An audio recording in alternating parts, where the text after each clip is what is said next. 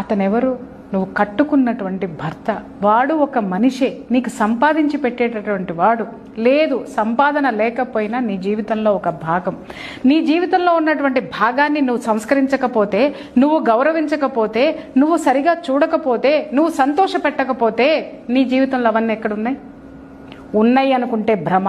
నువ్వు జుట్లు కత్తిరించుకున్నంత మాత్రాన, లేకపోతే నువ్వు ఫ్యాషన్గా తయారైనంత మాత్రాన, నువ్వు కాస్ట్లీ డ్రెస్సులు వేసుకున్నంత మాత్రాన, లేకపోతే కాస్ట్లీ లైఫ్ లీడ్ చేస్తున్నంత మాత్రాన నీకు జీవితం ఉంటుందని మాత్రం అనుకోవద్దు. అది నీ జీవితం సంతోషపడుతుందని మాత్రం అనుకోవద్దు. ఎందుకంటే ఒక ఐడియల్ పర్సన్ని నువ్వు చూసినప్పుడు ఎప్పుడూ కూడా నీ గుండెల్లో గుచ్చుకుంటూ ఉంటుంది. ఎందుకు అంటే నీ జీవితంలో నువ్వు ఎలా ఉన్నావో ఒక ఐడియల్ కపుల్ని చూసినప్పుడు డెఫినెట్గా నీకు ఉంటుంది.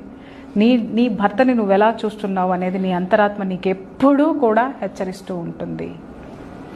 నీ భర్తని నువ్వు గౌరవించలేనప్పుడు సమాజం నిన్ను ఎలా గౌరవిస్తుందమ్మా?